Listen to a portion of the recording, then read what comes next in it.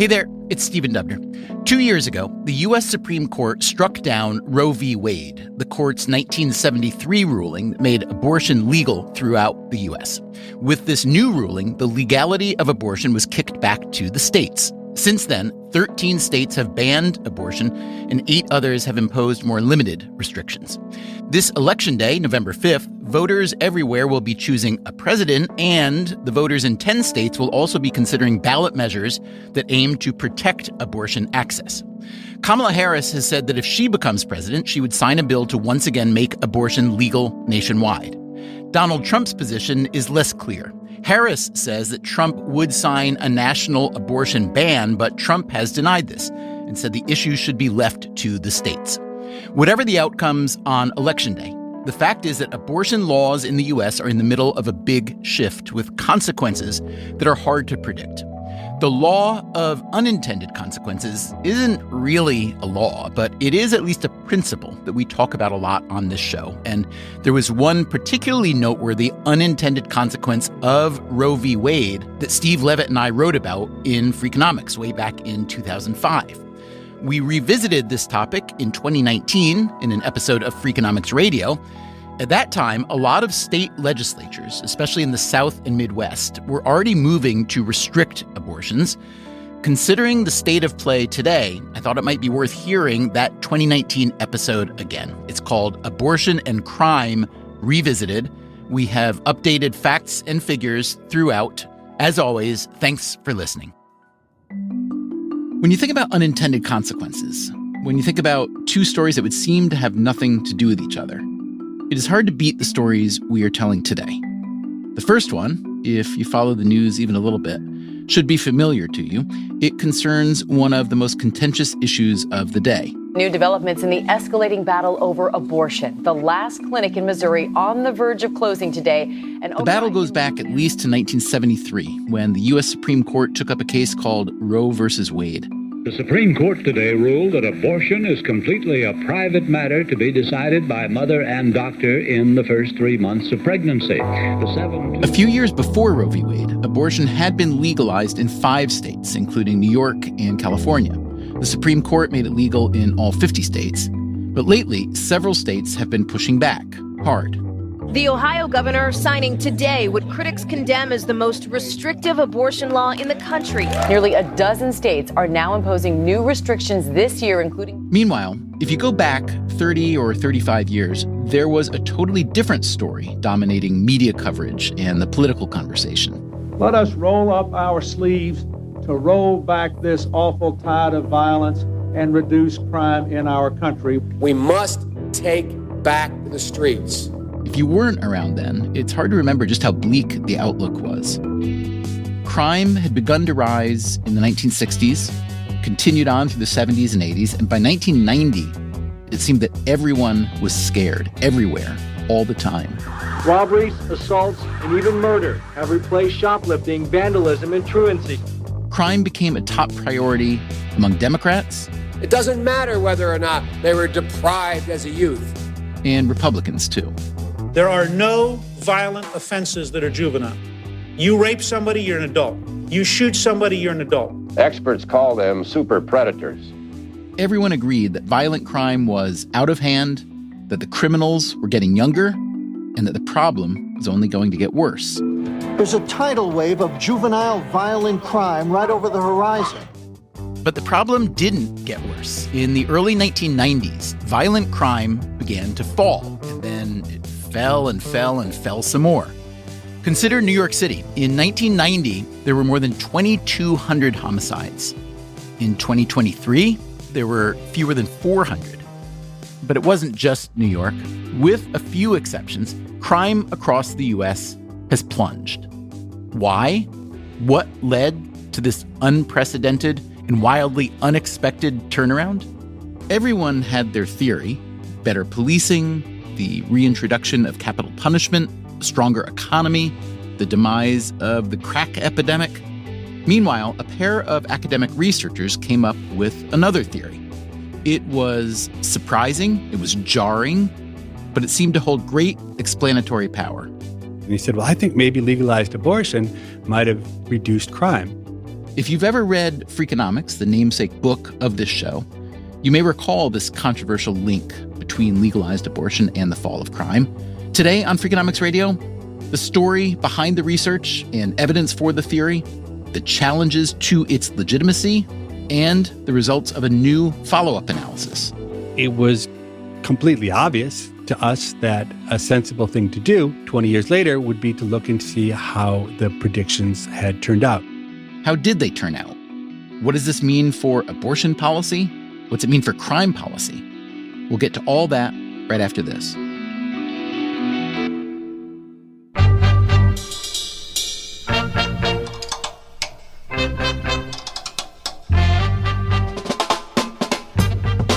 This is Freakonomics Radio, the podcast that explores the hidden side of everything, with your host, Stephen Dubner.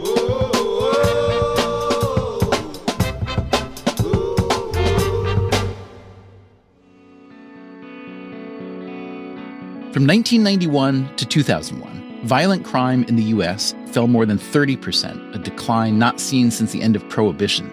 I was spending most of my waking hours trying to figure out this puzzle about why was it that crime, after rising for 30 years from 1960 to 1990, had suddenly reversed. It's Steve Levitt, my Freakonomics friend and co-author. He is an economist at the University of Chicago. He's always had an intense interest in crime. I had looked into all of the usual suspects, policing and imprisonment, the crack epidemic, but really you could not and you cannot effectively explain the patterns of crime looking at the kinds of components that people typically talk about when they try to understand why crime goes up and down. Levitt eventually wrote a paper called Understanding Why Crime Fell in the 1990s, 4 factors that explain the decline and 6 that do not. The 6 factors that, according to his analysis, did not contribute to the crime drop: a strengthening economy, the aging of the population, innovative policing strategies, gun control laws, right to carry laws, and the increased use of capital punishment. While each of these, in theory, might seem to have some explanatory power, Levitt found they didn't. The relationship between violent crime and the greater economy, for instance, is very weak.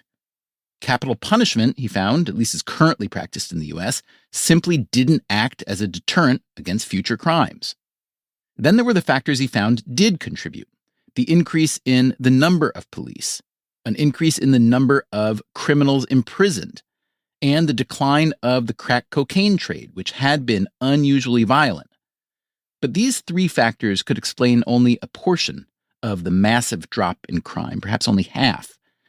It was as if there was some mysterious force that all the politicians and criminologists and journalists weren't thinking about at all.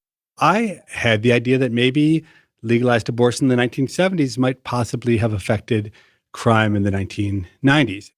One day, paging through the Statistical Abstract of the United States, which is the kind of thing that economists like Levitt do for fun, he saw a number that shocked him. At the peak of U.S. abortion, there were 1.5 million abortions every year. That was compared to roughly 4 million live births. The sheer magnitude of abortion surprised Levitt, and he wondered what sort of secondary effects it might have. He wondered, for instance, if it might somehow be connected to the huge drop in crime. And I had actually gotten obsessed with the idea and had spent maybe 3 weeks working around the clock. And I had decided that the idea wasn't a very good one, that it didn't make sense. And I had a huge file of papers that I had put away and had moved on to another project. Levitt, like a lot of researchers, was juggling a lot of projects with a lot of collaborators. One of his collaborators was named John Donahue. Yeah, and I'm a professor of law at Stanford Law School. Donahue also had a PhD in economics, so he and Levitt spoke the same language. Donahue was particularly interested in criminal justice issues, gun policy, sentencing guidelines, things like that. For instance, he found that minorities who kill whites receive disproportionately harsher sentences in Connecticut. This research ultimately led to changes in that state. Yeah, it clearly played a role in the initial legislative decision to curtail the death penalty in Connecticut, as well as in the final Connecticut Supreme Court decision abolishing the death penalty. Donahue had been doing a lot of thinking about the rise in crime, starting in the 1960s. He thought the drug trade was one big factor. Yeah, it does seem that large illegal markets are important contributing factors to crime. It was also a time of great flux around the Vietnam War. And of course, the Vietnam War had multiple influences that contributed to social unrest. And at the same time, there was pressure going in the opposite direction to try to reduce the harshness of punishment and perhaps pull back a little bit on elements of policing. And so the combination of those factors, I think, exacerbated the crime rate. So one day, John Donahue and Steve Levitt were sitting in Levitt's office. And I remember it like yesterday. John says, I have the craziest idea. I mean, it's like totally absurd. And I said, oh, what is it? And he said, well, I think maybe legalized abortion might have reduced crime in the 1990s. And I said, that's so funny. And I reached into my filing cabinet. I pulled out this huge, thick thing, and I slammed it down on the desk. Yeah, that's right. When I talked to Steve about it, as is often the case, since he is such a creative mind, he said, oh, yeah, I wondered about that. And I said, I had that same idea, but it's not right. And he said, well, what do you mean? And I walked him through my logic. And I hadn't thought deeply enough about it. And I had been focusing on the fact that when abortion became legal, there was a reduction in the number of children born. And John said, yeah, but what about unwantedness? And I'm like, what do you mean unwantedness? What did Donahue mean by unwantedness? He was referring to the expansive social sciences literature, which showed that children born to parents who didn't truly want that child or weren't ready for that child, those children were more likely to have worse outcomes as they grew up, health and education outcomes, but also these so-called unwanted kids would ultimately be more likely to engage in criminal behaviors. Donahue had begun to put the puzzle together when he attended a conference. And I heard a paper being presented at the American Bar Foundation by Rebecca Blank, who's a distinguished economist. Blank spent 9 years as chancellor of the University of Wisconsin-Madison. When we were making this original episode back in 2019, she declined our request for an interview. Blank died at age 67 in 2023. And she was talking about who gets abortion in the United States. That is, after Roe v. Wade, what were the characteristics of the women most likely to get an abortion? And she was highlighting that it was poor, young, unmarried, inner city, minority women. And as I was looking at the elements of crime in the U.S., there was quite an overlap between the populations that were involved in this increase in crime with the group that she was identifying as a group of women who were most likely to be experiencing higher rates of abortion. And so that got me thinking about, could abortion actually influence crime rates? Did that initial thought even make you a little uncomfortable? Because it's pretty obvious to just about anyone that that's sort of a third rail idea, yes? I knew that this would be very, electric to some individuals. But for me, I was really interested in, studying the impact on crime that we were observing at that particular moment. And so it didn't inhibit me at all, because I thought there is an issue here and it's sort of useful to be able to figure out what the truth is. How did the population of women who were having abortions change from before Roe v. Wade, or really from before abortion was legalized state by state, to afterwards? Yeah, that's a great question. And of course, there's much that we don't know about what was happening before because of the illegal nature of abortion in most states. But we can sort of infer from the changes that did occur and the fact that, some states legalized in 1970 and became avenues for travel to have abortions done. We can sort of piece together who was traveling to have abortions and see how things changed when then abortion became legal everywhere. And so one thing that we did see is that affluent women did travel to have abortions in the period between 1970, when New York legalized, and 1973, when Roe versus Wade was decided. But it involved travel and expense, and therefore it was too much of an impediment for the group of women that we are most interested in, which are the ones who are usually at the lower end of the socioeconomic scale and did not have the opportunity and resources that would permit them to travel. So then John and I just spent a little bit of time making back-of-the-envelope calculations of how important this unwantedness effect could be, and it was really shocking. Remember, the magnitude of abortion was huge. At its peak, there were 345 abortions for every 1,000 live births. And so when you took the magnitude and you interacted with this very powerful unwantedness effect that's been documented elsewhere, it actually suggests to us that abortion could be really, really important for reducing crime 15 or 20 years later. The mechanism was pretty simple. Unwanted children were more likely than average to engage in crime as they got older, but an unwanted child who was never born would never have the opportunity to enter his criminal prime 15 or 20 years later. Donahue and Levitt created a tidy syllogism. Unwantedness leads to high crime. Legalized abortion led to less unwantedness. Therefore, abortion led to lower crime. But syllogisms are easy. What about evidence? So it's not that easy to convince people that there's a causal impact of legalized abortion on crime, because this is certainly not a setting in which I'm ever going to be allowed to, say, run a randomized experiment in which I decide who does or doesn't get abortions. And so instead, what we have to do by necessity is to look at a collage of evidence. So a bunch of different, all quite imperfect sources of variation that allow us to get some sense of whether there might be some causality between legalized abortion and crime. So Levitt and Donahue set out to assemble this collage of evidence. The first one we look at relates to the fact that before Roe versus Wade, there were 5 states who had already legalized abortion in some way, shape, or form. And these were New York, California, Washington State, Alaska, and Hawaii. So unfortunately, not the states you would want to say are a representative set of states. Because why? Well, they're all liberal. So Alaska and Hawaii are just weird. They're not very helpful at all. New York and California are on the cutting edge.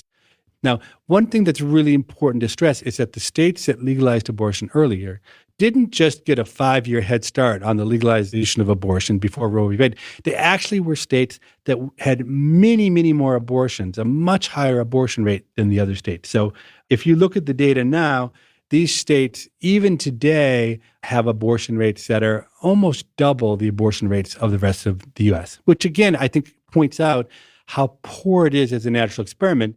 Given that limitation, it wouldn't be enough to just measure the crime rate in the early legalizing states and compare them to the rest of the states. You'd want a more precise measurement. So we divide states into 3 equal-sized groups: the highest abortion rate states, the medium abortion rate states, and the lowest abortion rate states. And then we just look at those 3 groups and we track them over time. What happened to crime? And so we're able to look and see, well, is it really true that the highest abortion states and the lowest abortion states had similar crime trends when you expected them to have similar crime trends? And it turns out in the data that that's exactly right. We found that there was roughly a 30% difference in what had happened to crime between the highest abortion states and the lowest abortion states by 1997. That seemed to be firm evidence in support of the thesis.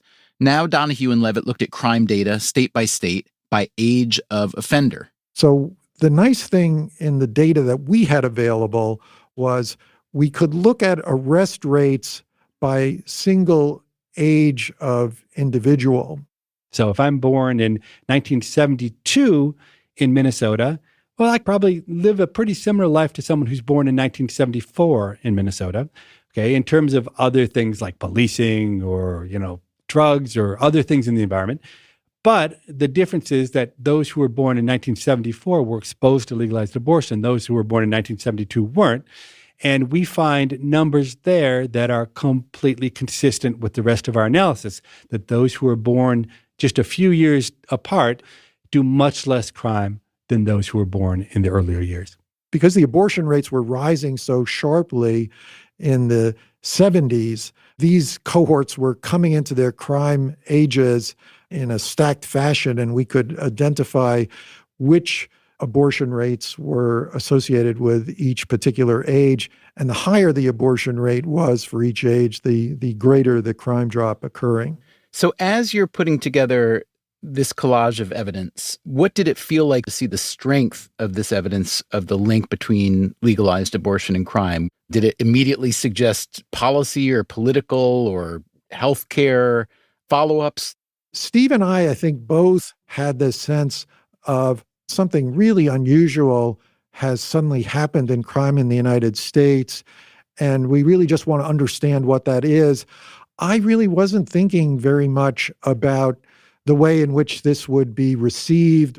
I really just wanted to understand, is this a factor that has altered the path of crime in the United States? Levitt and Donahue would go on to publish their paper, The Impact of Legalized Abortion on Crime, in the May 2001 issue of the Quarterly Journal of Economics. What happened next? That's coming up after the break.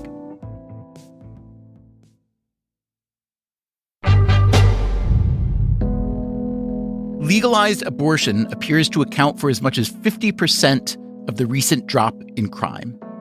That was the stark finding of a study published in 2001 by Steve Levitt and John Donahue. But even before the paper was published, their findings hit the news. It was a whirlwind of reaction, and some of it was a little unnerving because people were reading into the study things that we certainly did not intend. Everybody hated it. People who are in favor of right to life were upset because their argument seemed to be endorsing the idea that legalized abortion had positive effects. But many people who believed in the right to choose, they were also upset because we were kind of saying, well, you're killing these fetuses, so they never get a chance to grow up to be criminals. The number of death threats that I got from the left was actually greater than the number of death threats I got from the right. Because the other thing that emerged out of the media coverage is that it very quickly became a question of race, even though really our paper wasn't about race at all. Some people started to say that, we were trying to go back to the times where people were pushing for control of the fertility of certain groups and maybe even racial groups. And that was certainly not anything that we even considered. We were just trying to figure out when public policy had changed in this profound way. Did it alter the path of crime? We certainly weren't eugenicists, as some people initially argued. Initially, perhaps, but recently, too. In 2019, the U.S. Supreme Court turned down an abortion-related appeal from Indiana, but Justice Clarence Thomas, in an accompanying opinion, wrote, quote, "Some believe that the United States is already experiencing the eugenic effects of abortion." His citation? Freakonomics. Whether accurate or not, he continued, these observations echo the views articulated by the eugenicists and by Planned Parenthood founder Margaret Sanger decades earlier. I actually think that our paper makes really clear why this has nothing to do with eugenics. In our hypothesis, what happens is that abortion becomes legal, women are given the right to choose, and what our data suggests is that women are pretty good at choosing when they can bring kids into the world who they can provide good environments for. Okay? And so the mechanism by which any effects on crime have to be happening here are the women making good choices. And I think that's such a fundamental difference between women making good choices and eugenics, which is about the state, say, or some other entity forcing choices upon people, almost couldn't be more different. Still, the Donahue-Levitt argument linking abortion and crime was disputed on moral grounds, on political grounds, and on methodological grounds. Very soon there was a torrent of critiques and other academics trying to publish papers saying we were wrong. One critique came from Christopher Foote and Christopher Getz, two economists who were then with the Federal Reserve Bank of Boston. They argued that Donahue and Levitt's paper contained a coding error, which, when corrected, blunted their findings. So in general, I don't mind challenges to my work, but I hate it when the challenges take the form of mistakes. And that is an awful, awful feeling to have made a mistake, which we did in this case. What exactly was this error, and how did it happen? So John Donahue and I started working on this paper probably in, 1996, and it finally came out in 2001. And when you write an academic paper, you go through a refereeing process. And the refereeing process we went through was especially brutal. So an enormous effort of time. Look, we were tired and we were burned out. And one of the last things in those referee reports said, you should add a table to your paper that looks very specifically by single year of age. Okay, so we initially, when we submitted our paper, had 6 tables in the paper. And we had thought of doing something that looked very specifically by single year of age, but we hadn't done it. But the referee suggested we do it. And it was actually a really good, sensible suggestion. And so what we did was, in a very tired, quick way, we added Table 7 to our paper, which turns out supported our paper, but we didn't try very hard. We didn't really do it right. We just threw something together and it worked. And so it turned out what Foote and Getz then were responding to was that what we said we did in Table 7 wasn't actually exactly what we did. We said we had included a particular set of interactions. We had actually run those regressions.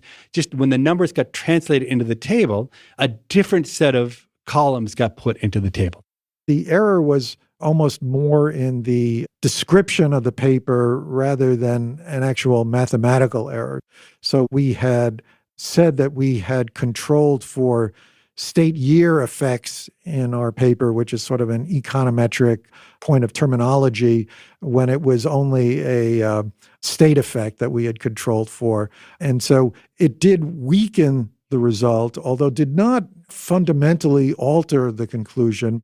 I didn't feel like the Foote and Getz critique was very damaging to the hypothesis. It was certainly damaging to me and my reputation because I had made those mistakes. But the hypothesis, I think, comes through in flying colors. But by the time Donahue and Levitt corrected their work and found that the correction did not weaken their hypothesis, the headlines had already been written. And so people made a lot of, there's a mathematical error here, which wasn't quite right. We really, in some ways, lost the media battle because we looked stupid, because we had made the mistake. The headline in The Economist, Oopsonomics. In the Wall Street Journal, Freakonomics' abortion research is faulted by a pair of economists. It was fun for people to jump on the bandwagon of attacking us because nobody really liked the hypothesis in the first place. And so the silver lining on Foote and Getz pointing out the mistake is that it actually gave us the opportunity to go back and take care of the measurement error that was in the data and to actually think sensibly about it. And so when we did Table 7 the right way, even correcting for that mistake we made in the initial paper, the results are actually stronger than ever. To be fair, you can understand why the Levitt and Donahue argument is an uncomfortable argument, no matter where you stand on abortion or crime. It attaches a positive outcome to an inherently unhappy input. It creates an awkward pairing of an intimate, private decision with a public utilitarianism. So even while their argument was empirically strong and their cause and effect mechanism plainly logical, it might be discomforting to fully embrace it, especially when other, more comforting theories present themselves. My name is Jessica Walpole-Reyes, and I am a professor of economics at Amherst College, and I study the effects of environmental toxicants on social behavior. One toxicant Reyes focused on was lead pollution. There is a huge literature on how lead is toxic to humans. Lead has cognitive, health, and behavioral effects. So lead is associated with reductions in IQ. It's associated with increased behavior problems in children. It also has health effects, cardiovascular effects, renal effects, and it's just really, really bad. So bad that lead could be a causal factor in criminality. In other words, exposure to lead in childhood could lead to criminality in adulthood. Two big sources of environmental lead in the old days were gasoline and paint. And the reason I was thinking about lead was I was pregnant with my son, and we lived in this really old house, and we needed to move, right? I knew that lead was bad, but I started thinking about, As with the abortion thesis, which used Roe v. Wade as a natural experiment, Reyes's lead idea had a similar fulcrum point. So, lead was taken out of gasoline under the authority of the EPA under the Clean Air Act in the early 1970s. The EPA mandated a timetable. That timetable was changed a little and delayed, but it ended up that lead was phased out of gasoline from 1975 to 1985. There are some important kind of corporate political dynamics. So the different companies did this differently. It wasn't driven by state policy, and that's really important that it wasn't driven by state policy because that helps provide a valid natural experiment so that you have different states experiencing different time patterns of lead exposure.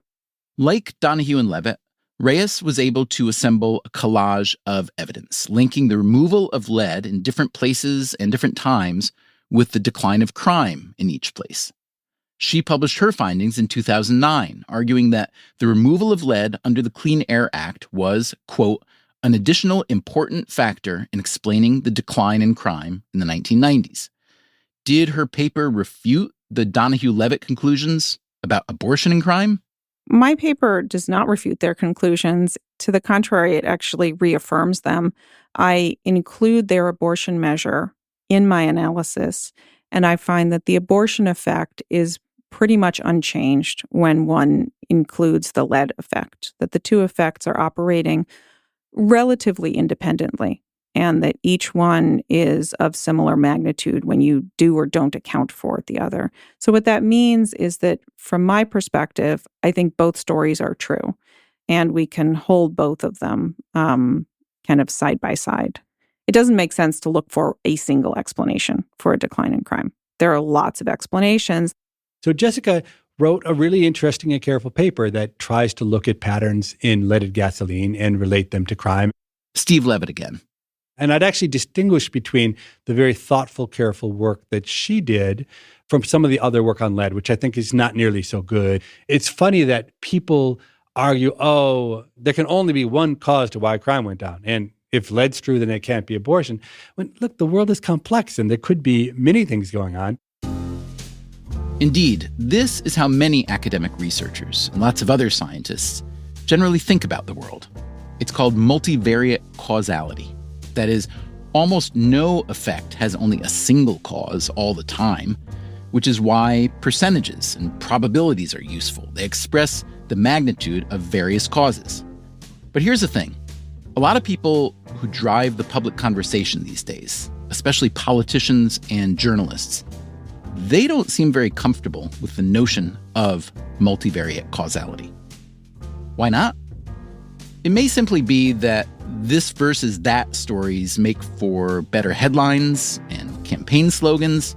Maybe it's because a lot of people who wind up in journalism and politics are not, shall we say, numerically inclined to the point where percentages and probabilities are a bit intimidating.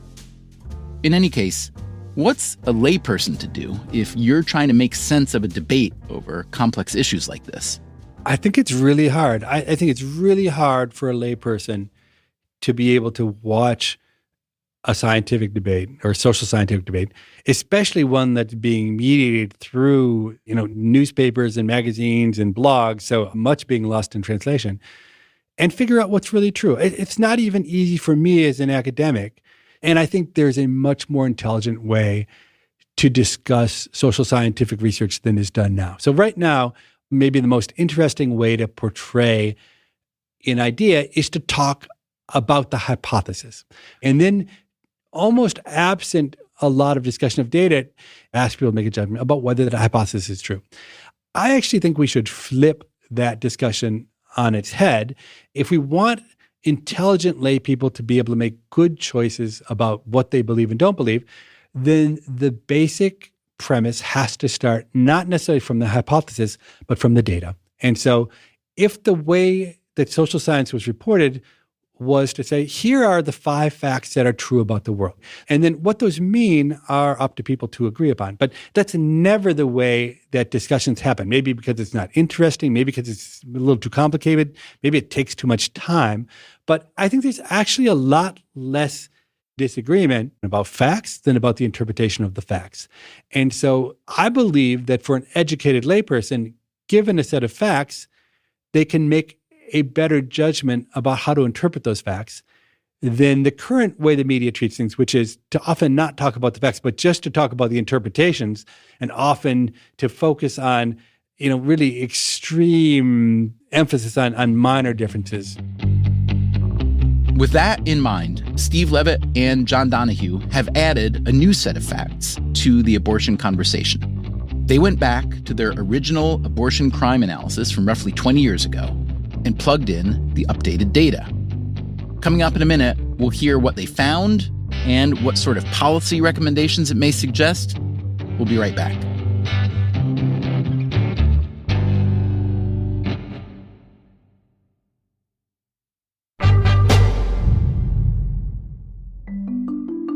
In 2001, the economist Steve Levitt and the economist/legal scholar John Donahue published a paper arguing that the legalization of abortion in the U.S. in 1973 accounted for as much as half of the nationwide reduction in crime a generation later.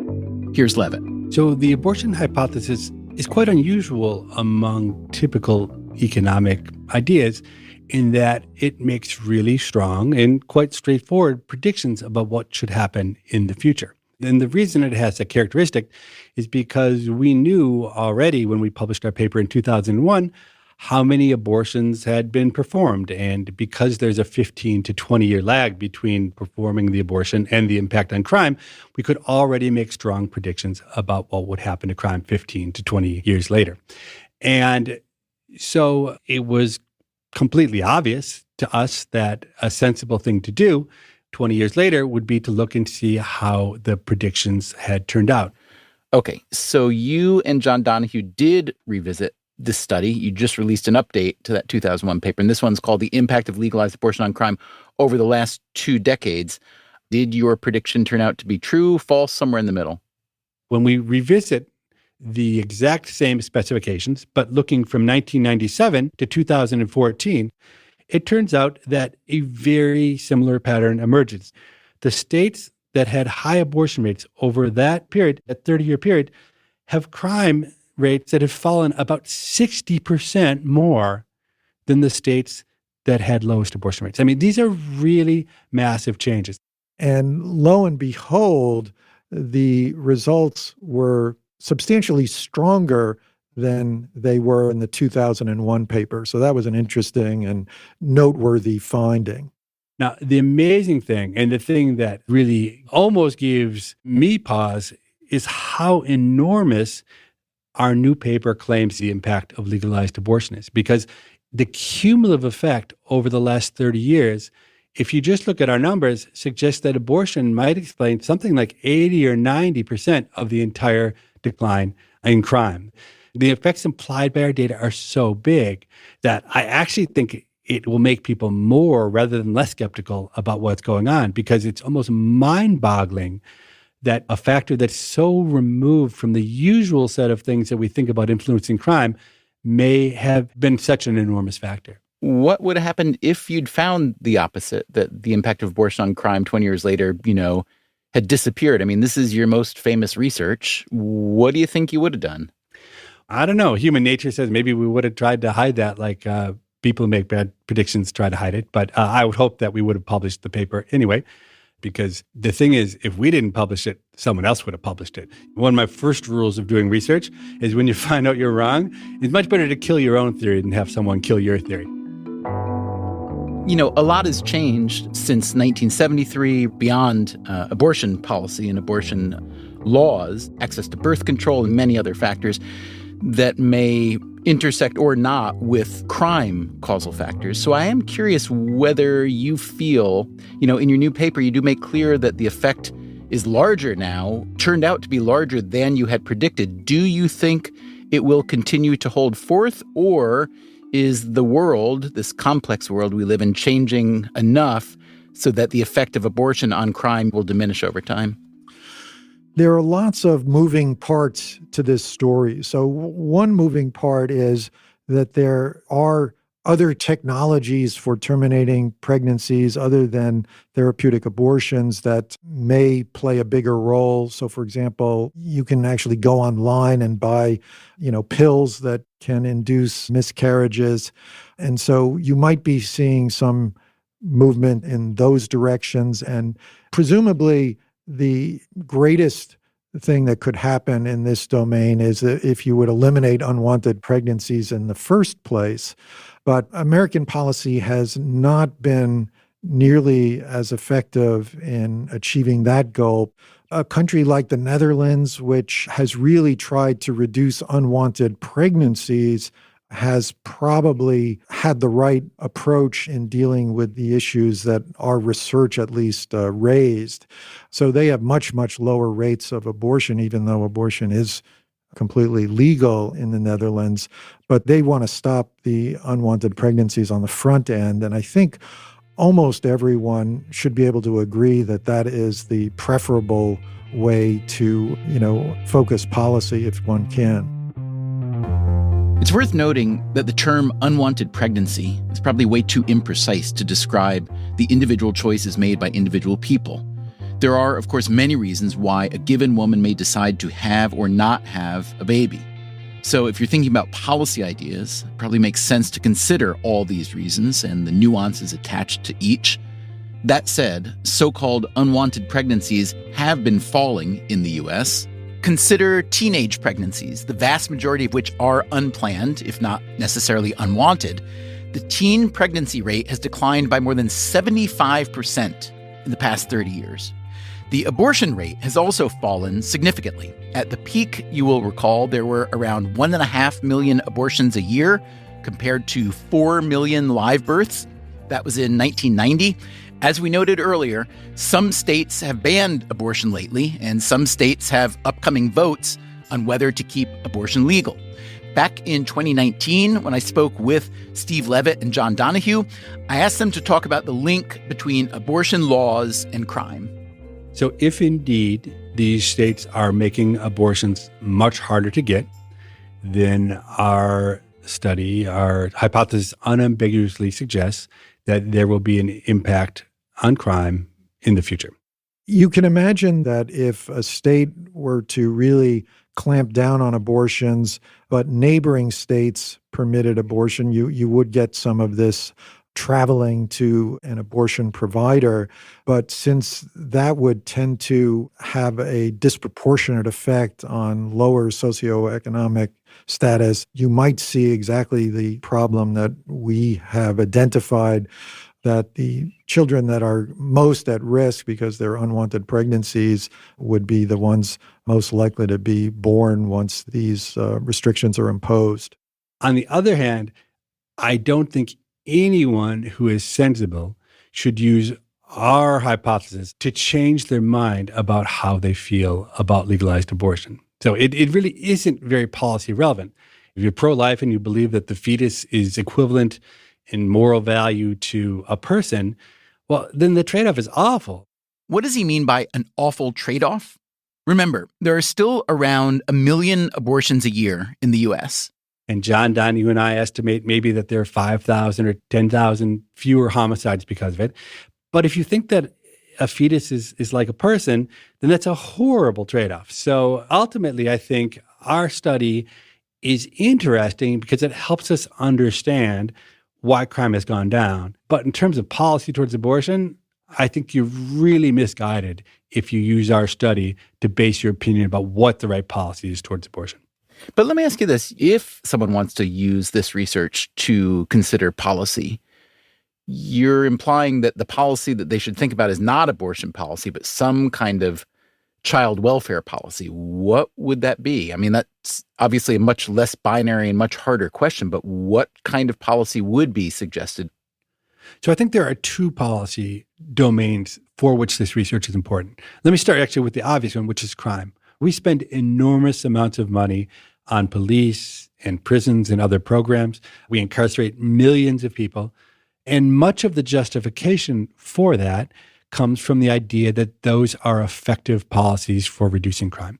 So I think that's actually the most obvious implication of our paper, that if it's really true that most of the decline in crime is due to legalized abortion, then it brings real caution to the idea that a super aggressive kind of policing and incarceration policy is necessarily the right one to pursue. But the second one really does relate to the idea that if unwantedness is such a powerful influencer on people's lives, then we should try to do things to make sure that children are wanted. You could at least begin to think about how you would create a world in which kids grow up more loved and more appreciated and with brighter futures. And, is that better early education? Is that, permits for parents or training for parents or, minimum incomes? Who knows what the answer really would be? But there's a whole set of topics, I think, which are not even on the table. Levitt, how do you work generally or most often? Do you have a thesis and go looking for data to support or dispute the thesis, or do you look for interesting data and see what hypothesis emerges? It turns out in this particular case, John Donahue and I had a hypothesis, and then we went to the data. But that's pretty rare in economics and social sciences. Often either you start with the data or a set of patterns, and then you build a theory back from that. Or often what happens is you have a theory, you have a hypothesis, and you go to the data, and then you're wrong, but you've still looked at the data. You still have a lot of interesting patterns in the data. And then you go back and you reconstruct a new hypothesis based on what you've seen. And actually, one of the things that troubles me most about the way that academic economics happens is that there's this complete fiction in the way we write our papers, and that economists write up our research as if we rigorously follow the scientific method, that we have a hypothesis and then we come up with a set of predictions and then we test those predictions. And then they're almost always come true by the time we write the paper, because you only include as your hypothesis the one that is supported, even if it turns out it's your seventh hypothesis and your first six got rejected. When you're doing research, you're somewhat attached to your hypothesis, but you need to try to keep it at arm's length. That, again, is Jessica Wolpaw-Reyes, who wrote about the link between crime and lead pollution. You should be trying to figure out what is true. So I think that the complexity of what we do, the fact that we use all of these econometric techniques to figure out these complex situations, makes it suspicious to people, right? It's sort of like this magic thing we're doing, and then we come out with results. So I completely understand that. And the number of times people have said, well, correlation isn't causation. Yes, we know. That's what we do, right? We take things, we start with a correlation. We're like, I wonder if that's causal. How can I figure out, is that causal? Where can I find some variation in something that drives the thing that I want to see if it affects? I still find it really difficult to explain fully what we are doing when we are separating correlation from causation. And I even find it like my family, I can't convince them. They're like, yeah, well, whatever. I mean, they sort of buy it after a while, but it takes a long time. And I think it's reasonable for people to say, I don't know what you're doing. You're doing something complicated and fancy. And then you're saying you've done something that seems implausible. What we should do, I think, is first just settle on the facts. I think a great approach is not to say, here's my hypothesis. A great approach is to say, here's what we know about the world. Here are the 7 facts. I wonder if we take it away from this abortion crime issue specifically, though, and think about any other really contentious issue, climate change, income inequality, gun control, et cetera, and you see how people make very, very strident arguments, often, as you said, not really using a fully considered set of the data. I wonder if it has to do with the fact that the issues themselves and the causal mechanisms underneath them are actually kind of less important to people than the tribal affiliation with a position. I think there's a lot of validity to that argument. I think that many of these contentious issues you noted, they're ultimately not so much about utilitarian arguments. And I think that's fair. Obviously, it matters a lot to know whether humans are actually responsible for climate change, because it's silly to radically change everyone's behavior if we're not responsible for it. So there's an enormously important role for science in understanding those causal mechanisms. But in terms of the public debate and what people believe, I think you're absolutely right that oftentimes what we believe is driven not by the exact facts, but by our conception of what kind of person we are or how we want the world to be. It's a discussion about right or wrong. And it would be useful if people remembered and were able to put, okay, I'm putting my right and wrong hat on as I talk about this, or I'm putting my scientific hat on as I talk about exactly how much the world is warming. And those are both very important conversations to have. Where I think we get lost is when we are having a conversation which confounds scientific and right and wrong issues, or confuses them or mixes them. And it's hard for people to make that distinction. I know that you pride yourself, Levitt, on not being a right or wrong guy, but I am curious how being the author of this theory and paper has informed, if not changed, the way you think about the issue, particularly of children, of wantedness and unwantedness. And for the record, we should say that you have 6 kids, so plainly you're in the pro-kid camp and you want them. Has this entire arc of the story, the early paper, the dispute, your relitigation of it, has this changed at all your thinking about the nature of why people have children and what we do with them after we have them? So that's a pretty profound question. Let me answer a very narrow aspect of that question. So if there's one thing that comes out of our research, it is the idea that unwantedness is super powerful. And it's affected me as a father in the sense that I think when I first was having kids, I didn't feel maybe so obligated to make children feel loved. And it's interesting that now, as I go through a second round of kids, I'm not trying to teach my kids very much. I'm just trying to make them feel incredibly loved. And it seems to me that that's a pretty good premise for young kids. And look, I don't know, is that because I wrote this paper on abortion and crime? Maybe partly not. But it does seem to me a very powerful force. And there is something so incredibly tragic to me about the idea that there are kids out there who aren't loved and who suffer. And look, it's backed up, I think, by our data that leads them to tough things in life. I really think I've gotten very mellow in old age. It was funny. I was like a super rational, calculating kind of person.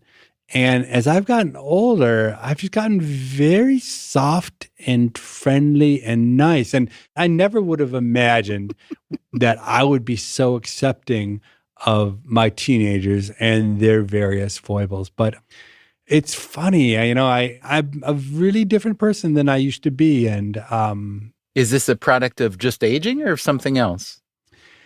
I don't think so. I think sometimes when people get older, they get mean and sometimes they get nice. And so, I'm not sure why I got nice instead of mean, but I somehow became more human. You know me, like I'm not exactly completely human. Like I'm lacking some of the basic things that many humans have, but I think somehow I'm growing more human traits over time. Don't you think?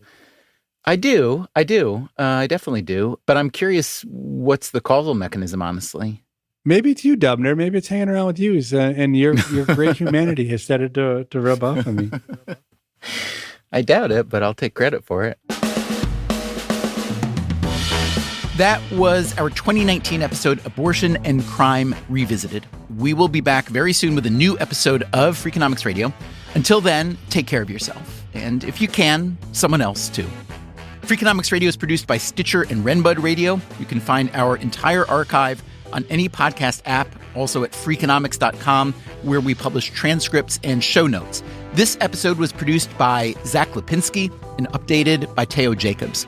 Our staff also includes Dalvin Abuaji, Alina Kuhlman, Augusta Chapman, Eleanor Osborne, Ellen Frankman, Elsa Hernandez, Gabriel Roth, Greg Rippin, Jasmine Klinger, Jeremy Johnston, John Schnars, Lyric Bowditch, Morgan Levy, Neil Carruth, Rebecca Lee Douglas, and Sarah Lilly. Our theme song is Mr. Fortune by The Hitchhikers. Our composer is Luis Guerra. As always, thank you for listening. I'm frenetic from the morning, so I have to slow myself down. I'm on some like other planet. The Freakonomics Radio Network, the hidden side of everything. Stitcher.